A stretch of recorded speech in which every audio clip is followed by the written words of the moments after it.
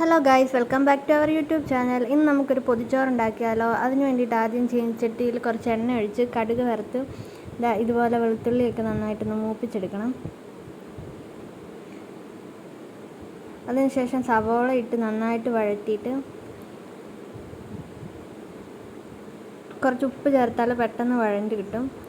അത് നന്നായിട്ടൊന്ന് വഴറ്റിയെടുക്കുക. അതിനുശേഷം മുളക് പൊടി, കുരുമുളക് പൊടി, മഞ്ഞൾപ്പൊടി ഇട്ട് നന്നായിട്ടൊന്ന് അതിൻ്റെ പച്ചമണമൊക്കെ നന്നായിട്ടൊന്ന് കളയണം. അതിനുശേഷം വേവിച്ച് വെച്ച പയർ അതിലേക്ക് ഇടുക.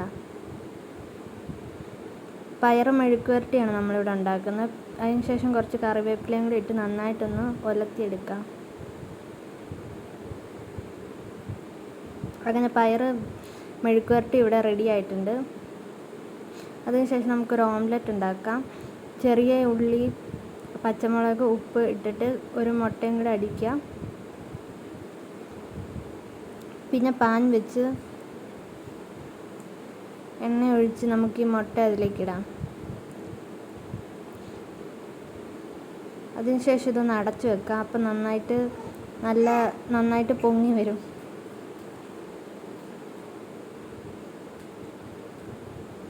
അങ്ങനെ നമ്മുടെ ഓംലെറ്റ് ഇവിടെ റെഡി ആയിട്ടുണ്ട്. അതിനുശേഷം നമുക്ക് ചിക്കൻ ഒന്ന് വറുത്തെടുക്കാം.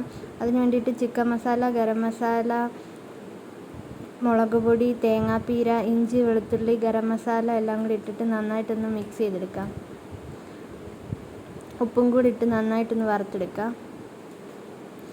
അതിനുശേഷം നമുക്ക് ചമ്മന്തി ഉണ്ടാക്കാം. അതിന് വേണ്ടിയിട്ട് പുളി, ഇഞ്ചി എല്ലാം കൂടെ വെച്ച് നമുക്കിതുപോലെ ചമ്മന്തി അരച്ചെടുക്കാം. ഇതിന് വാഴയില നന്നായിട്ട് വാട്ടിയെടുത്തിട്ടുണ്ട്. അതിൽ നമുക്ക് പൊതിച്ചോറ് കെട്ടിയാലോ.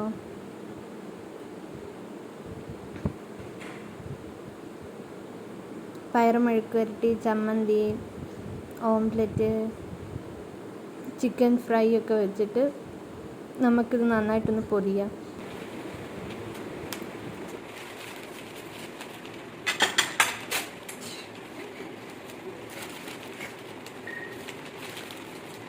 റെഡിയായി.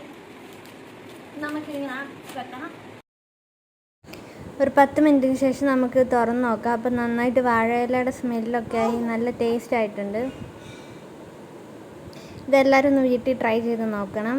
ഈ വീഡിയോ എല്ലാവർക്കും ഇഷ്ടപ്പെട്ട് കഴിഞ്ഞാൽ ഈ ചാനലൊന്ന് സബ്സ്ക്രൈബ് ചെയ്യണേ. Thank you. ടാറ്റാ.